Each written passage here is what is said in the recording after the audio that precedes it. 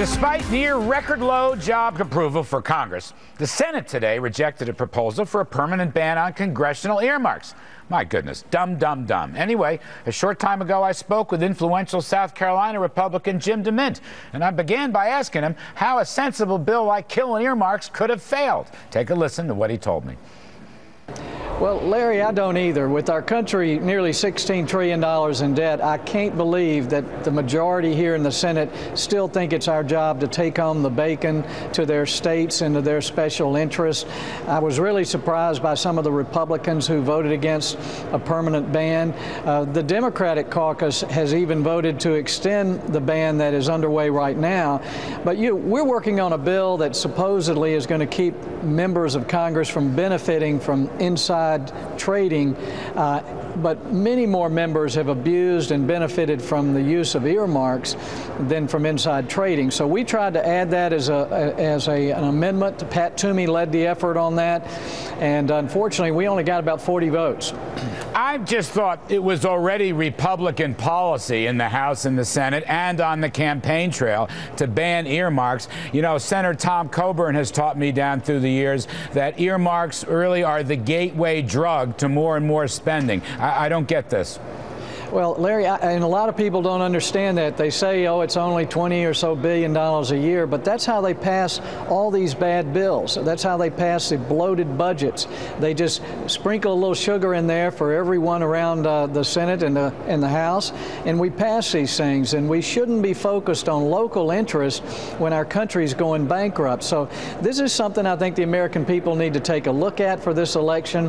Which members of Congress and the Senate are willing to take a stand against these local what we call a favor factory, and really keep our eyes on what we're here for, and that's America. I mean, it's not bad enough. The CBO just said we're going to have another $1 trillion deficit. This will make the fourth consecutive deficit, and it is dragging down the economy. They have very low growth for 2012, even worse for 2013. And so that brings us to the second point. What about the term limit vote? Maybe, in fact, these members don't deserve to be reelected. Maybe that's the Tea Party message that's going to come out in this November election. Well, I also had an amendment, Larry, to this bill that would at least be a sense of the Senate that we should pass a constitutional amendment to limit our term. And it didn't even specify the years. The reason for that is we know that power corrupts. All of the cases of bribery and corruption that I'm aware of were a result of people who just were here too long. There's too much opportunity and temptation. If we want a good government, we need limited terms. So it failed. We only got 24 votes. Americans, again, need to wake up. We see the state legislators around the country that are vibrant and working. Many of those are under term limits, and that's what we need to have up here. Let me ask you about another piece of legislation you're promoting, this ending corporate welfare for the whole energy sector. I believe you're co-sponsoring with Senator Lee of Utah. This would end corporate welfare. It would end this crony capitalism. Can you tell us about that, please? Well, the president and the Democrats complain about this, and we're very willing to get rid of it, but I don't think we'll get much Democrat support. We just want to eliminate all the subsidies and tax credits that we give to energy companies, whether it be big oil or Solyndra. Let's just have a level playing field. Let the markets work. Let customers buy what they want.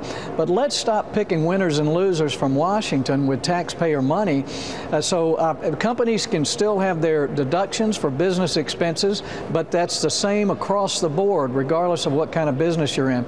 But as far as subsidies and tax credits that are special for particular industries, this bill would eliminate them. So I hope we can get a little traction on this and get maybe some Democrat support, because they keep talking about corporate welfare, and we're with them if they want to join us. So would this bill be the model for broad-based business tax reform, corporate tax reform, lower the rates, and get rid of all the cronyist corporate welfare deductions and special carve-outs? Is that what you're angling for?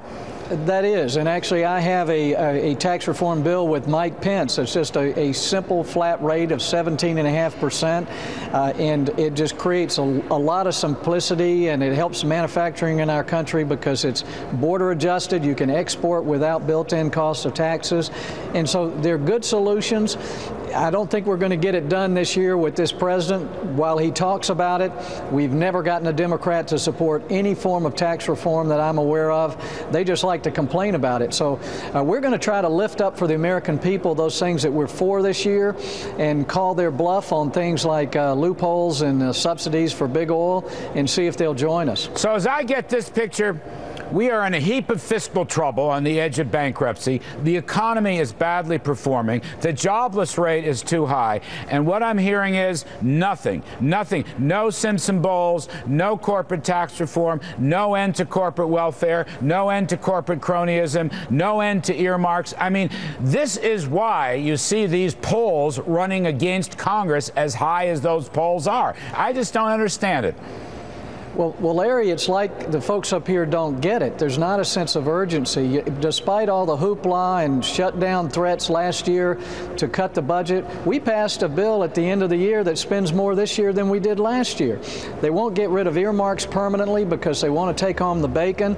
The voters out there just need to look at everyone, regardless of party, and send us some reinforcements up here. I think they will. I think America will be paying attention because I think by the time we get to November, people are going to realize how much trouble we're in, because between now and then the euro could collapse, some dominoes could start falling here in America, and we just need to wake up, because I really do think this could be our last chance to turn things around. All right. Thank you, sir. Appreciate it. Senator Jim DeMint of South Carolina. Great stuff. Hope to see you soon.